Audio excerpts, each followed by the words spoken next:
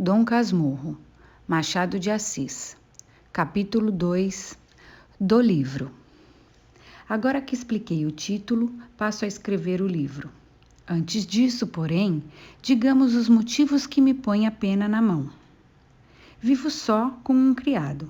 A casa em que moro é própria, fila construir de propósito, levado de um desejo tão particular que me vexa imprimi-lo, mas vá lá. Um dia, há bastantes anos, lembrou-me reproduzir no Engenho Novo a casa em que me criei na antiga Rua de Mata-Cavalos, dando-lhe o mesmo aspecto e economia daquela outra que desapareceu. Construtor e pintor entenderam bem as indicações que lhes fiz.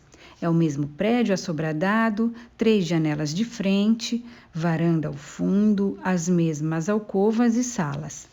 Na principal destas, a pintura do teto e das paredes é mais ou menos igual, umas grinaldas de flores miúdas e grandes pássaros que as tomam nos bicos de espaço a espaço. Nos 4 cantos do teto, as figuras das estações, e ao centro das paredes, os medalhões de César Augusto, Nero e Massinissa, com os nomes por baixo. Não alcanço a razão de tais personagens. Quando fomos para a casa de Mata-Cavalos, já ela estava assim decorada. Vinha do decênio anterior. Naturalmente, era gosto do tempo meter sabor clássico e figuras antigas em pinturas americanas. O mais é também análogo e parecido.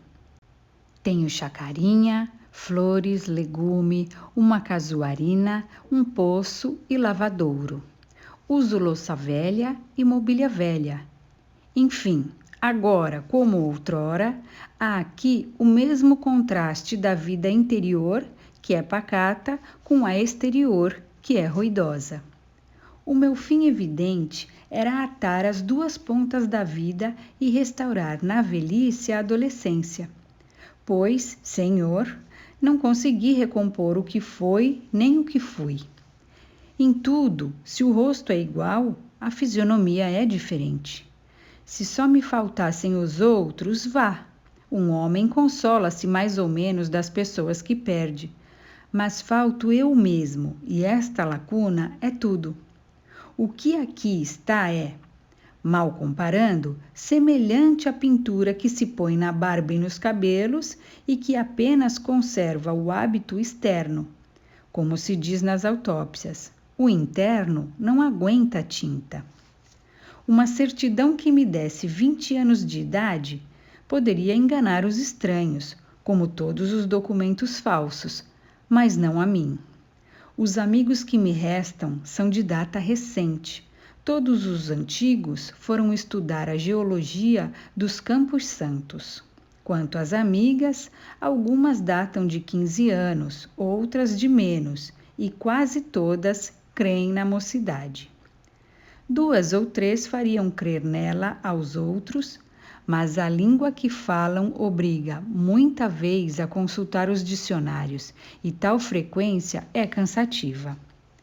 Entretanto, vida diferente não quer dizer vida pior.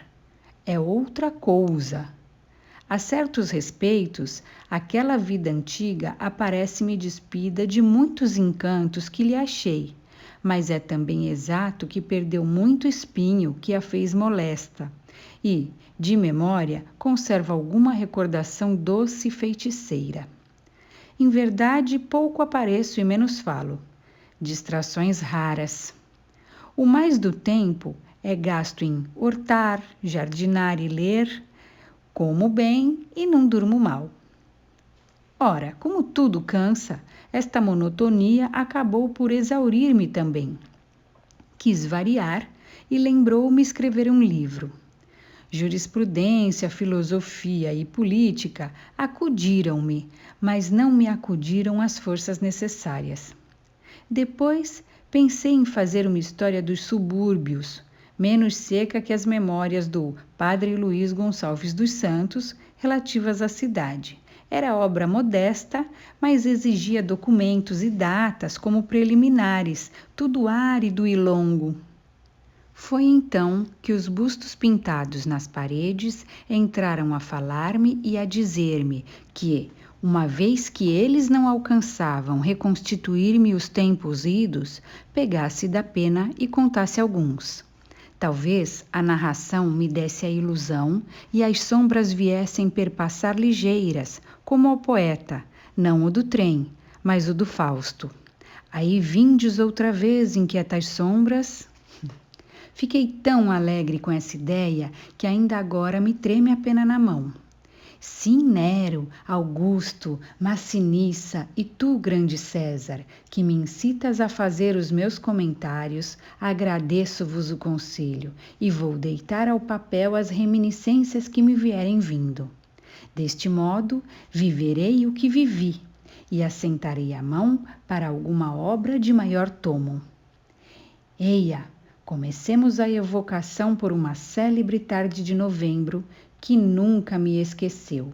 Tive outras muitas, melhores e piores, mas aquela nunca se me apagou do espírito.